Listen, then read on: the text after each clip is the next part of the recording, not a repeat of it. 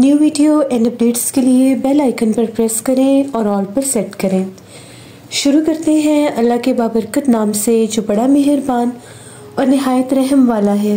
तमाम तारीफ़ें मेरे अल्लाह रब्बुल इज़्ज़त के लिए हैं। खौफनाक कहानियों के मुअज़्ज़ज़ नाज़रीन को मेरी तरफ से अस्सलाम वालेकुम। मैं हूँ आप लोगों की host Naushin. Welcome to my channel खौफनाक कहानियाँ ऑफिशियल। आज आप लोगों के लिए बहुत ड्रावनी कहानियाँ लाई हूँ जिन्हें आप लोग बहुत पसंद करेंगे। आज की पहली खौफनाक कहानी जुनैद शेयर कर रहे हैं कराची से। जुनैद कहते हैं जो कहानी आज मैं आपको बताने जा रहा हूँ यहाँ से 15 बरस पुरानी बात है। हम लोग कराची के रहने वाले हैं। हम लोग अक्सर रात में सारे दोस्त इकट्ठे होकर बैठा करते थे। गर्मियों के मौसम में एक ग्राउंड में प्ले ग्राउंड था वहाँ पर हम लोगों के टाउन का ही। वहाँ पर हम लोग बैठा करते थे, गप्पे मारा करते थे। तो एक दिन हम लोग वहाँ पर बैठे हुए बातों बातों में जिन्नात के किस्से छिड़ गए। मेरे एक दोस्त ने कहा कि कुरंगी बारा में एक घर है। वो जो घर है मशहूर तरीन वो घर है कि वहाँ पर बहुत ज़्यादा असेब, जिन्नात, भूत प्रेत, उस एक घर में बहुत सी मखलूक़ात है। उस एक घर में कोई भी एक रात नहीं गुजार सकता। वो घर बहुत बार रेंट आउट हुआ, लोगों ने किराए पर लिया, लेकिन रातों रात लोग अपना सामान छोड़कर भी वहाँ से भाग जाते हैं। मैंने उससे कहा कि ऐसा कैसे मुमकिन है, भला ये कैसे हो सकता है कि जिन्नात इस तरह से अपना आप जाहिर करें कि कोई वहाँ पर रात भी ना गुजार सके। उसने कहा कि हम लोगों के इलाके में वो जगह है, तो हम लोगों ने बहुत से लोगों से बातें सुनी है जिस जगह पर जिन्नात का बहुत ज़्यादा भारी बसेरा हो जाए वहाँ पर वो इंसानों को रहने नहीं देते। मैंने उससे कहा चलो ठीक है, मैं उस घर में एक रात गुजारूंगा अगर तुम मुझे इसके बदले में कुछ दोगे तो। उसने कहा कि मैं उस घर की चाबियाँ तो ले लूँगा, लेकिन मेरा इसमें कोई अमल दखल नहीं होगा अगर तुम्हारे साथ कुछ भी वहाँ पर हो गया तो। अगर तुमने रात गुजारी तो मैं तुम्हें 5,000 दूंगा। हम लोगों की बेट लग गई। 6-7 लड़के थे हम लोग। उन सब लड़कों में हम लोगों की बेट लग गई। सब लड़कों ने कहा कि मुझे मना किया कि ये रिस्क ना लो। हम लोगों ने भी इस बारे में सुना है कि वो घर बहुत ज़्यादा सेफ ज़दा है। उस घर को तो सभी कहते ही जिन्नात का मकान है, तुम ये हरकत मत करो। वहाँ पर तो इतना लोगों को खौफ है कि दिन के टाइम भी वहाँ से लोग कहते हैं कि हमें चेहरे दिखाई देते हैं। उस घर की खिड़कियों में कोई खड़ा होता है। मैंने उससे कहा ये कुछ भी नहीं है, ये बस किसी ने अफवाह फैलाई हुई है जो लोग यहाँ पर रह नहीं सकते। उनके दिल दिमाग में ये बात बैठ जाती है। मैंने उससे ये कहा कि ठीक है तुम प्लान बना लो। उसने कहा 2 दिन के बाद तुमने उस घर में रात गुजारनी है। 2 दिन में उसने किसी डीलर को ढूंढा या किसी ऑनर को ढूंढा जो उस घर का था, जो भी। उसने वहाँ से की ली। उससे ये कहा कि मेरा दोस्त है, वो ये घर लेना चाहता है, लेकिन वो कहता है कि मैं पहले यहाँ पर एक रात गुजारूंगा और फिर मैं इस घर को रेंट पर लूँगा। डीलर ने कहा कि मुझे उससे मिलवाओ, वो कौन है। मैंने उससे कहा कि अब तुम्हें डीलर से झूठ बोलना पड़ेगा कि अगर हमने ये कहा कि हमने सिर्फ चेक करना है कि यहाँ पर जिन्नात है या नहीं, तो शायद वो हमें ना रहने दे, कि पता नहीं है किस पर्पज़ के लिए घर की चाबियाँ मांग रहे हैं। मेरे दोस्त ने कहा कि ठीक है। मैंने डीलर से यही बात की।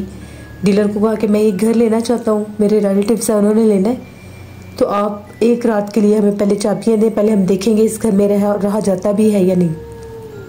टाइम वगैरह सेट हो गया। मेरे दोस्त ने चाबियाँ ले ली। मैंने झूठ बोला कि मैं जॉब पर होता हूँ और मैं 10 बजे फ्री होता हूँ। डीलर ने भी चाबियाँ दे दी, मेरा नंबर भी ले लिया उसने। तकरीबन 12 बजे के करीब मैं अपने दोस्तों के पास से उठकर उस घर की चाबियाँ लेकर उस घर की तरफ रवाना हो गया। सभी दोस्तों ने कहा कि हमारे नंबर खुले होंगे, अगर तुम्हें कोई भी प्रॉब्लम हुई तो तुम हमें बता सकते हो, लेकिन शर्त तुम इसी सूरज जीतो कि अगर तुम सुबह दिन चढ़ने तक उस घर में रुक गए तो। मैं चला गया उस घर में। घर बाहर से देखकर तो रात के टाइम बहुत दहशत ज़दा लग रहा था। 1 बजे के करीब मैं वहाँ पर पहुँचा। उस घर के बाहर एक काले रंग का कुत्ता बैठा हुआ था। खासा बड़ा कुत्ता था। कुत्ते को देखकर मैं थोड़ा सा डर गया।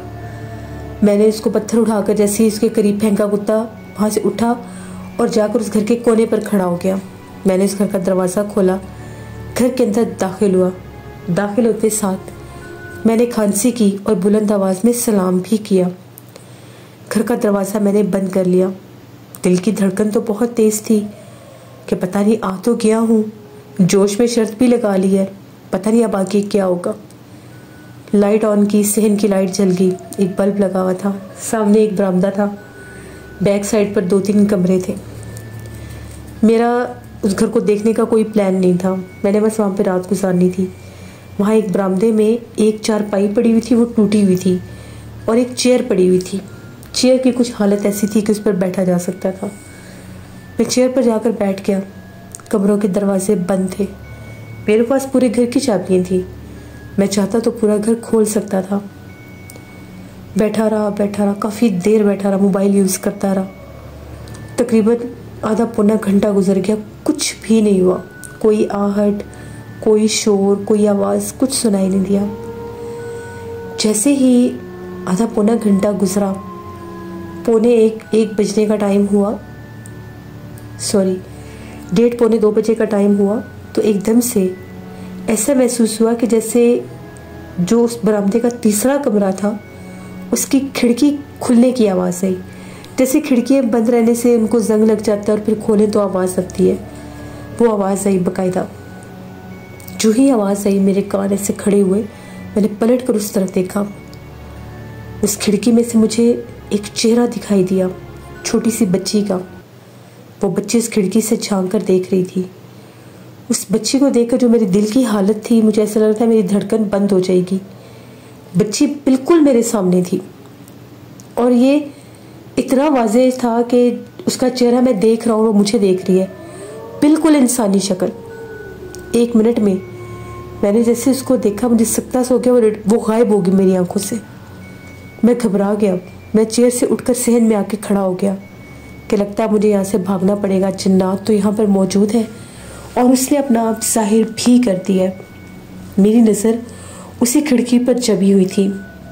तभी पीछे जो गैलरी थी जहाँ से मैं आया था, एंट्रेंस जो थी वहाँ की दहलीज से गुजर के आया था, वहाँ पर एक ड्राइंग रूम था। वाज़े तौर पर उस ड्राइंग रूम के दरवाजे पर दस्तक हुई। 1 बार दस्तक हुई, 2 बार हुई, तीसरी बार फिर दस्तक हुई। मैंने ऊंची आवाज़ में कहा कि मुझे पता है कि आप जिन्नात यहाँ पर मौजूद हैं, मुझे मत डराएं, मैं यहाँ से आपको निकालने नहीं आया, मैं यहाँ से चला जाऊँगा। जैसे मैंने ये बात कही, किसी ने बहुत बड़ा भारी पत्थर उठाकर उस बल्ब पर मारा जो शहर में जल रहा था। बल्ब एक धमाके से टूट गया। मेरी ऊंची सी चीख निकली और मैं डरकर बरामदे में आ गया। जैसे मैं बरामदे में आया, मुझे अपने करीब से बहुत ज़्यादा भयानक सांस लेने की आवाज़ आने लग गई, जिस तरह से कोई बहुत भारी सांस ले रहा है। मोबाइल तो मेरे पास था। बल्ब जैसे ही टूटा, लाइट बंद हो गई। अब जो बरामदे का स्विच बोर्ड था, उसको ढूंढने की हिम्मत नहीं थी मुझ में। मैंने मोबाइल की टॉर्च ऑन की। जो ही मैंने उस टूटी चारपाई की जानिब देखा, वहाँ पर एक भयानक चेहरे वाली औरत बैठी थी, ना बहुत बूढ़ी ना बहुत जवान। चेहरा बहुत ज़्यादा खौफनाक था। ऐसे लग रहा था जैसे उसके चेहरे के खदोखाल मर्दों की तरह है। इतने बड़े आईब्रो और चेहरे के ऊपर बाल भी थे। बहुत भयानक चेहरा, सुर्ख लिबास पहने हुए मेरे करीब थी वो। बस जैसे ही मैंने उसको देखा, मैं उस घर की दहलीज की तरफ भागा कि यहाँ से बाहर निकलता हूँ। जो ही मैं गेट खोलने की कोशिश करने लगा, अंदर से तो मैंने गेट खोल लिया, लेकिन गेट को बाहर से किसी ने पकड़ा हुआ था। बाहर कुत्ते की भयानक आवाज़ें गूंज रही थी। कुत्ता बहुत बुलंद आवाज़ों में भौंक रहा था। वो मंजर इतना दिल दहला देने वाला था कि मुझे लग रहा था कि शायद अब मैं नहीं बचूंगा। मैंने जान बचाने के चक्करों में मैं छत पर भाग गया।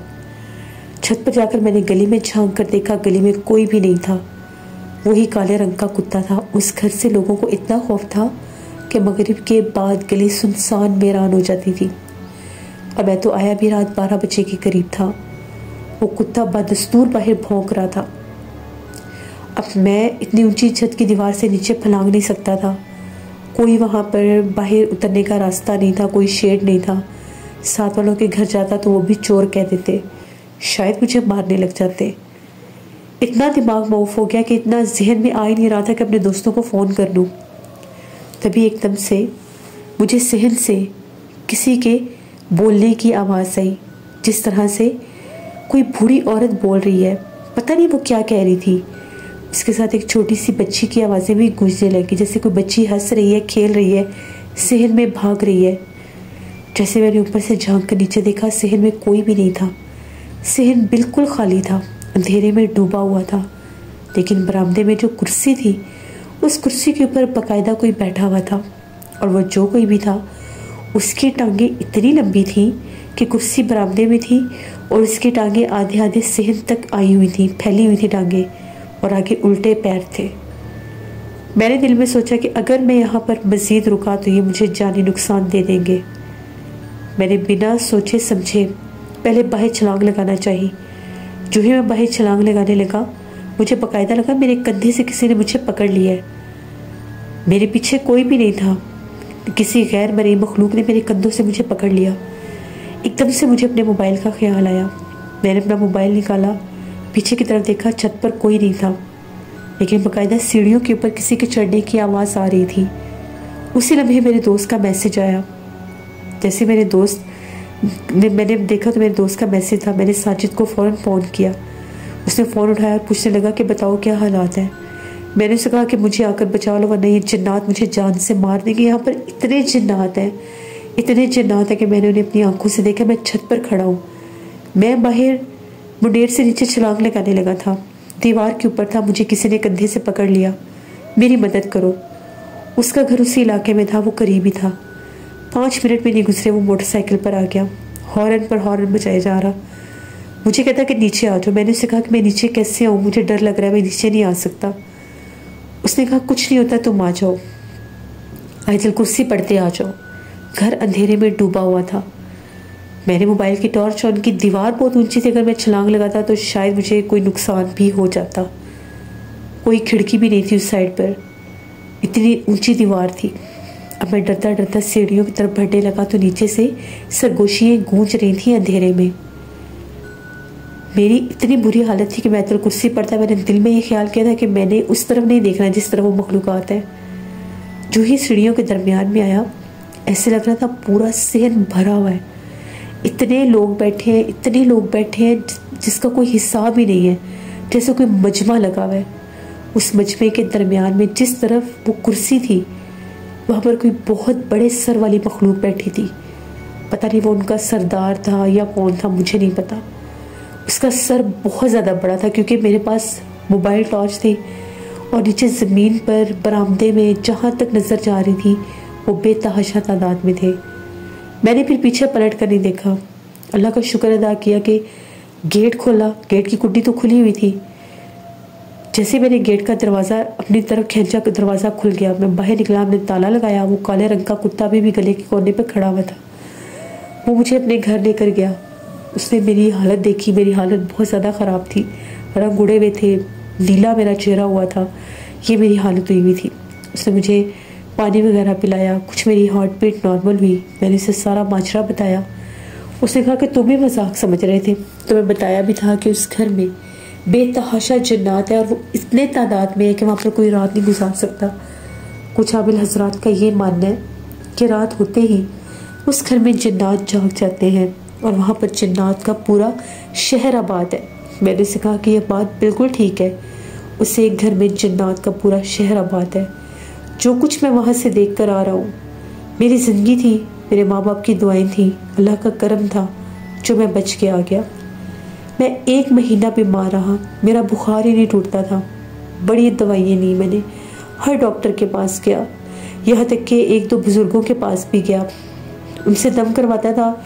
4-5 दिन ठीक गुजर जाते थे, फिर बुखार शुरू हो जाता था। सूख सूख कर कांटा बन गया। कुछ खाने पीने को दिल नहीं चाहता था। डरावने ख्वाब आते थे। ख्वाब में भैंसें नज़र आती थी बहुत ज़्यादा उस घर में। जैसे मैं उस घर में हूँ, मुझे उस घर में जैसे किसी चीज़ ने कैद किया हुआ है। और वहाँ पर जो औरतें हैं, उनके चेहरे भी भैंसों की तरह ही हैं, बड़े भयानक चेहरे हैं।